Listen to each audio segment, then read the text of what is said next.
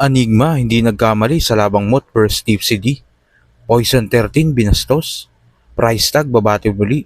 Pero sa isang kondisyon. At papalit kay Denmark kilalanin natin. So tara.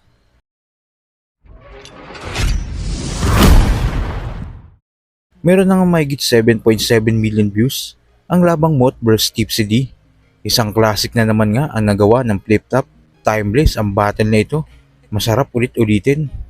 Lalo yung round 1 nilang dalawa. Ghostwriter ka raw sa kabilang liga. Ikaw daw sumulat ng baduy nyo na intro. Noong una, di ako naniniwala na makakaya mong gawin. Hanggang sa naisip ko yung let's go pangil, let's go, ay let's go pangil, let's go, kahit pabalik ka rin! Ano sasabihin mo ngayon? Yung PSP ng scam? Well, labas yun sa konsensya ko. Basta kahit saan gumigera to, ikaw nag-iba eksena mo. Biglang na-raid sa pasugalan, illegal din pinera mo. Pero nagparapol ka lang ng sasakyan, ako sinugal ko, karera ko. Sa battle nga na ito, tila hindi nagkamali si Enigma sa inasahan niya. Tip CD versus Mot, ang pagbabalik ni Mot sa Flip Top Battle League. Wala na akong kailangan sabihin, patayan to. Yun lang yun. Enjoy Flip Top. Sa kabilang balita naman, may nagpost nga sa isang rap battle group about kay Poison 13. Sinabi sa post, nakaawa-awa daw si Poison dahil kahit tumalo na daw ito ng mga sikat, wala pa din daw may paki sa kanya. Hindi daw siya pinaghahandaan ng mga nakakalaban niya. Dahil daw walang mapapala sa kanya kung matalo man siya. Hindi din daw mabenta ang itsura ni Poison 13. Dagdag pa sa post, madalas daw mabadibag si Poison 13 ng mga hindi gaanong kilala. Katulad na lang daw ni Saki at Laridel. Choker din daw pag isa buhay na. At ang pinaka nakakaya daw na pagkatalo ni Poison 13 ay yung matalo siya kay Roxuria. Di naman napigilang hindi sumagot ni Poison 13 sa nasabing post. At ito nga rebat ni Poison. Hindi ko kasalanan kung hindi ako pinaghahandaan ng mga nakalaban ko at mas okay sa akin na walang pakiang tao, hindi naman ako naghahangad ng kasikatan o anuman, tungkol naman sa mukha ko pangit na talaga yan, noon pa wala na kayong magagawa dyan. Napipikon na nga kayo kahit wala pa kong ginagawa, ibig sabihin effective.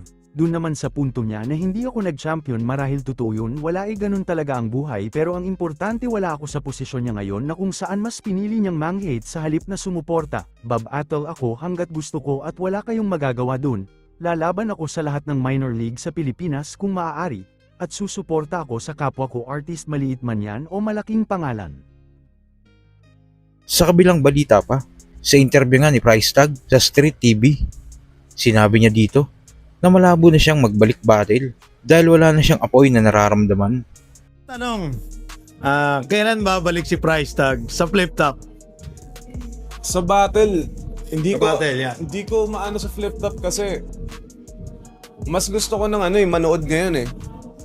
Mas gusto ko, wala na akong gigil eh kasi ayoko nang pilitin pag wala na akong gigil kasi yung mga tao lang naman na may gigil sa akin na matalo ko.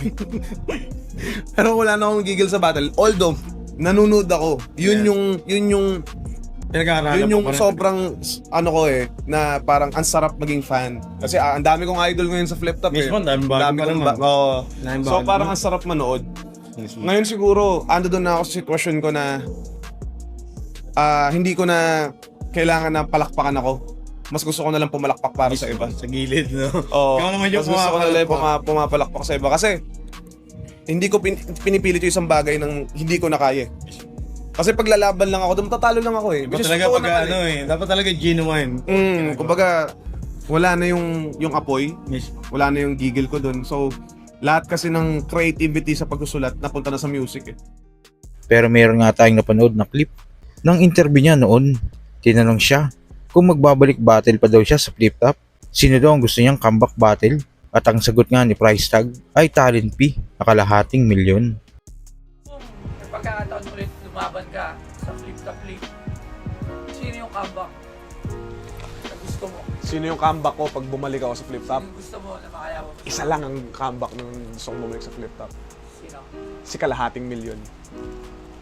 Yun lang. Sino pa natin yun? Yung talent, si Talent Fee. Ayun, pag binayaran ka ng 500, Lalaban Double ako. F. Pero sino gusto mong kalaban nun? Wala akong pakialam kahit sino yan. Basta kalahating milyon. Hindi ako lumalaban para sa ano, kung sinasabi niyo na sa standing, takot ako matalo. Hindi, lumalaban ako dahil sa pera kasi mukha akong pera. Yun lang yun.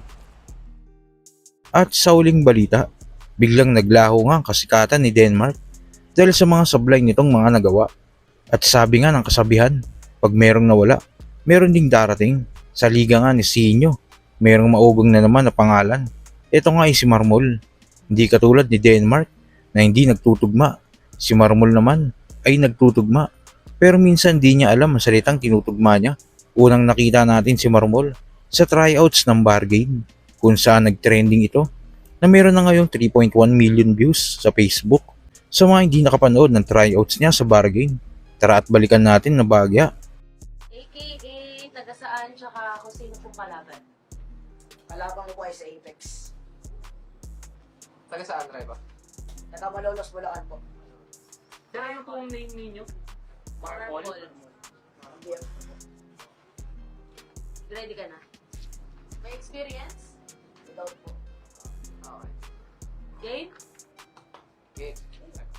Okay.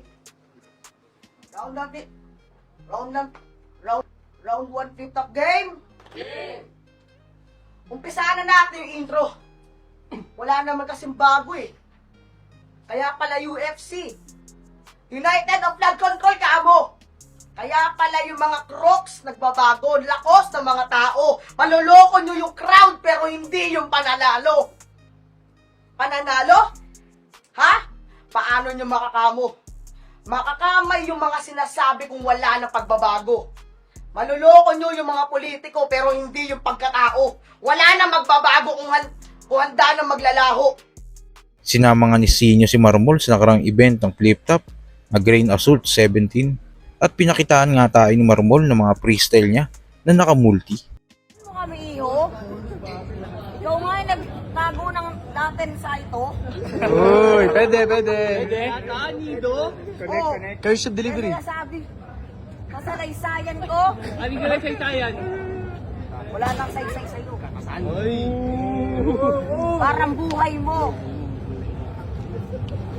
Ganyan na ganyan yung mga bata palaging guwapo. Sa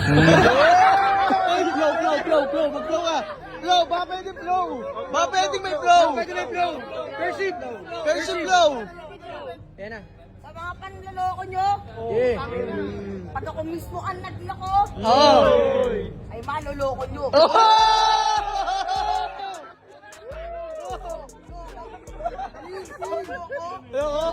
O diba?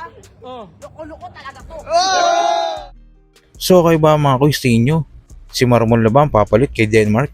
At sa mga sinabing masasakit kay Poison 13, sang-ayon ba kayo dito? Kung ano man ang saloobin mo, comment pa lang sa baba na mapag-usapan natin yan. So yun lang, God bless.